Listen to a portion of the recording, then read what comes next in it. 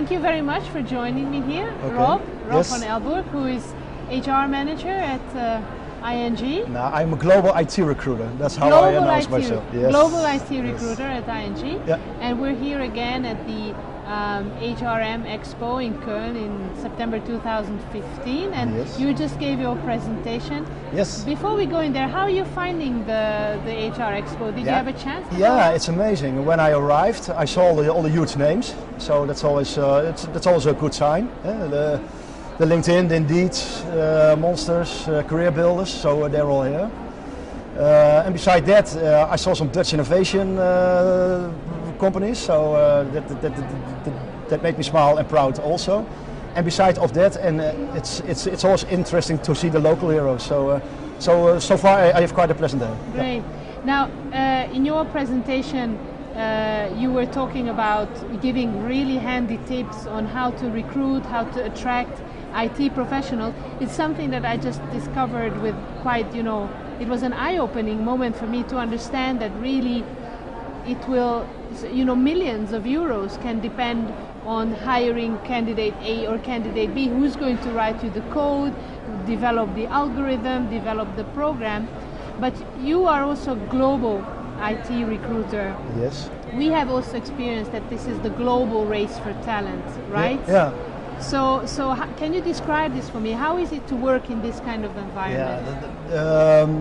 Well, let me start by answering to say that I think IT recruitment is a specialism within recruitment. I say that already for 6 or 7 years, and in the beginning, not many people they were thinking about it. They were saying recruiting is recruiting, and it doesn't matter that much if you hire a salesperson or if you hire an IT person, programmer. Well, that view is changing. So more and more people they're recognizing that IT people really can make a difference into your company. The best IT people, they're making the best tools, and the best tools, they can bring your company further. I mean, it's that simple, and so it depends a lot of the way you recruit people. At the other hand, IT people, they're also people, right? So we have to find a mix in the technical way how to recruit those talents, and at the other end to stay human as well, and that's a continuous challenge, and I'm very glad I'm a part of it. And it's very interesting sometimes to speak about those things on an event like this. In your presentation, you mentioned about hiring teams. Yes. Yeah. Because I can imagine that especially in such a highly technical, very fast evolving sector, the HR person may not be up to par on the person specifications. So how does this work then within the team? I must be honest here, and I have to say that Google started with that. And of course, Google is a leading company, so sometimes it's not that wrong to look at Google. And Google said we have to work with hiring teams because a hiring manager can be under pressure. And if a hiring manager wants to hire an A skill, and when it comes to B skill, then maybe the B skill hires a C skill, and then at the end, it's not the kind of quality you want to hire. So they are saying instead of that, we're dealing with hiring teams, and everybody in the hiring team should be agree to hire the right persons. And in effect, that's what we're doing more and more at ING Bank as well, because we want to be leading in fintech, want to be leading in IT. So we need the best people. And what is so special about hiring an IT person that really differs from hiring a salesperson or a manager? Or most of all, the technical skills of an IT people, they can be shown easily. And of course, a sales people can show figures and results.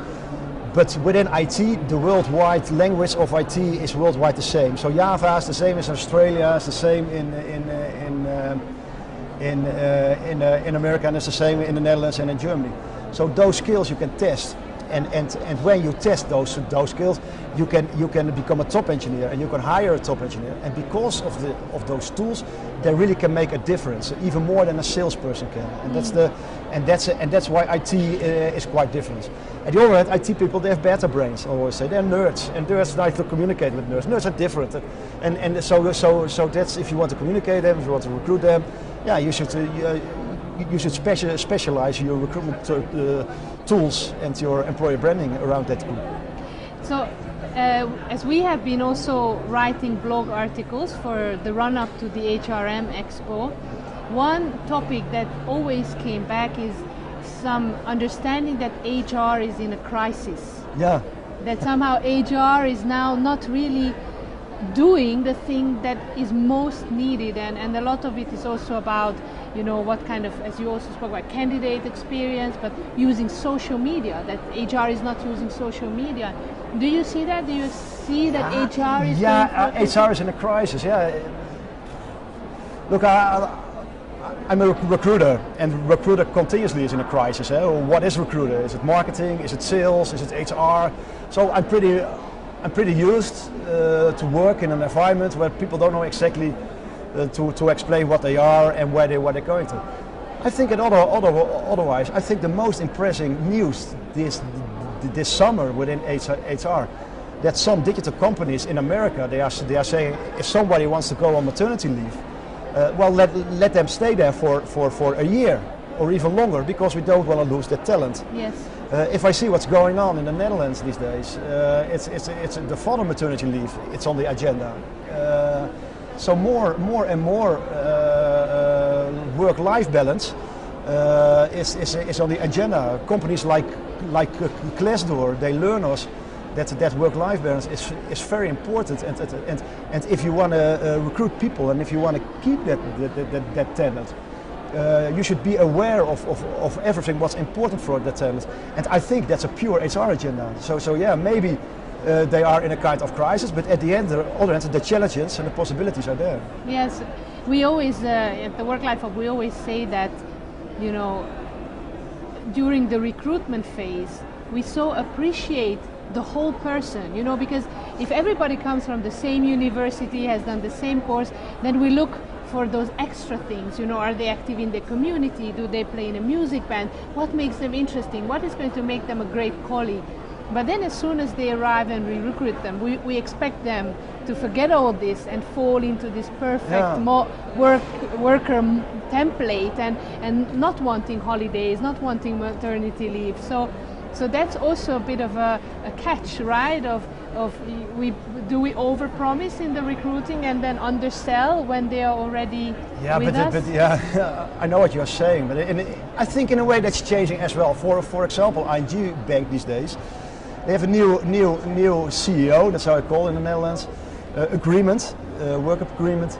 And that's a little bit like a cafeteria model already. So people can choose if they rather have some more money, or if they want to make some extra hours, or if they want to buy some holidays. Till 5 years ago, that was impossible. This was just the way, the handbook. This is just the way how we work. Yeah.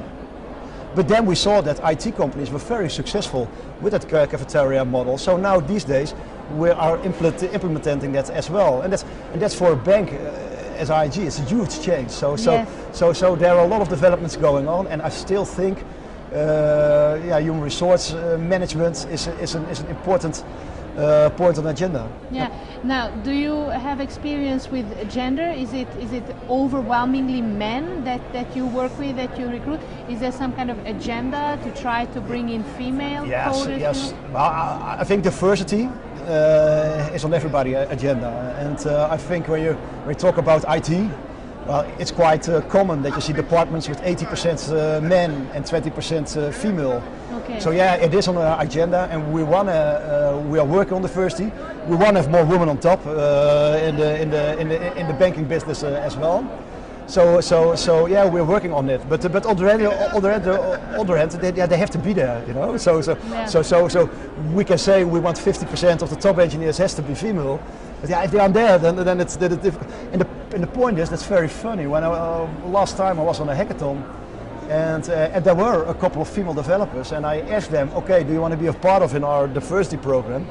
And then most of them they say, no, I'm not female in engineering, but for me that's not a big deal. So that's something you have to be aware of also. So it has to be a complete mix of what you want as a company, but also what you want in a target group you want to recruit. Yeah, exactly.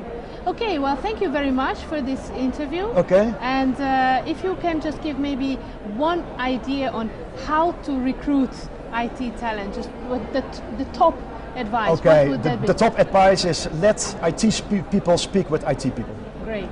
Thank you very much. Okay. Thank you. Bye. Thank you.